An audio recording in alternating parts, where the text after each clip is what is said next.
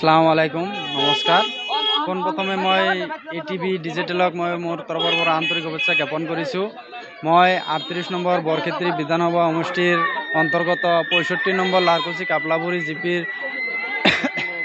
1 number ৱাৰ্ডৰ পৰা মই সদস্যপদত মনোনীত প্ৰাৰ্থী হিচাপে মই মনোনয়ন দাখিল কৰিছোঁ আৰু মোৰ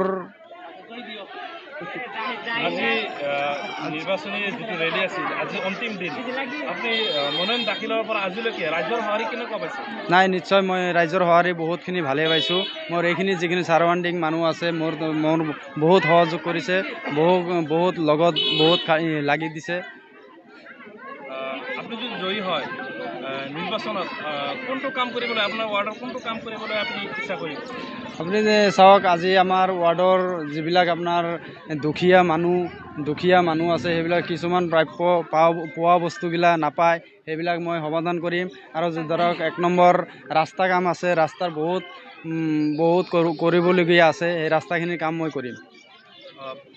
পেৰাধাৰা বজাৰলৈকে যোৱা যিটো ৰাস্তা আপোনাৰ ৱাৰ্ডৰ ভিতৰতে পৰে, সেই ৰাস্তাটো বহুত জনজীৰ্ণ, ইতিমধ্যে বহুত কেইবাবাৰো বাতৰি সম্প্ৰচাৰ হৈ গৈছে।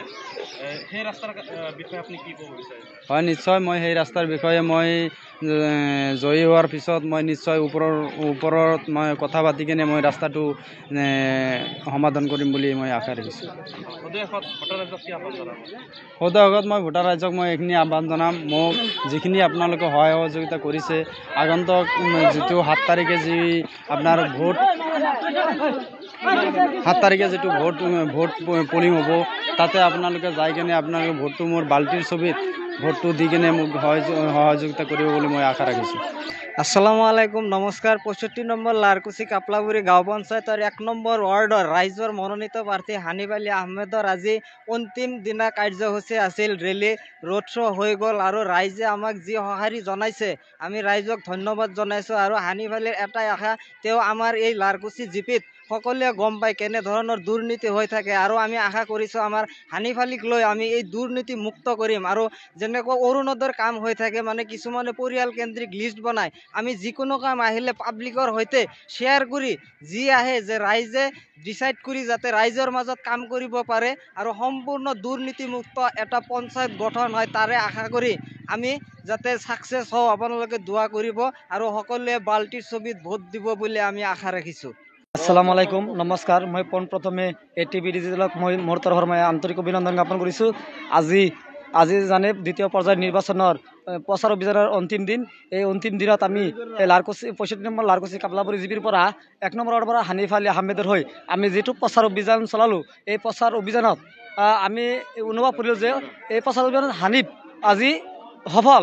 এই সফল যাত্ৰাত আমাক যেনেকৈ আমাৰ ভোটাৰ ৰাইজে 1 নম্বৰ ভোটাৰ ৰাইজে যেনেকৈ সঁহাৰি জনাইছে, তাৰ কাৰণে আমি আমাৰ ৰাইজক আন্তৰিক অভিনন্দন জ্ঞাপন কৰিছোঁ। তেওঁলোকে হানিফ আলীৰ সপক্ষে বাল্টিৰ ছবিত আগন্তুক 7 তাৰিখত হ'বলগীয়া পঞ্চায়ত নিৰ্বাচনৰ যি ভোটদান, এই ভোটদান আমি আমাৰ ৰাইজক হানিফৰ বাল্টিৰ ছবিত ভোট দিবলৈ আমি তেওঁলোকক অনুৰোধ জনাইছোঁ। আসসালামু আলাইকুম। 65 নং কাপলাপুৰী লাৰকুচি পঞ্চায়তৰ মনোনীত প্ৰাৰ্থী হানিফ আলীক বাল্টিৰ ছবিত ভোট দিব বুলি মই জনসাধাৰণ সকলো ৰাইজক মই এইখিনি আহ্বান জনাইছোঁ যে তাক বাল্টিৰ ছবিত ভোট দি বিপুল ভোটত জয়যুক্ত কৰিব। আজি আমি যিটো ৰেলী কৰিলোঁ অত্যন্ত সুখী, আৰু প্ৰত্যেক ভোটাৰে আমাৰ যেনেকৈ সহায় সহযোগ কৰিছে আমি নথৈ আনন্দিত।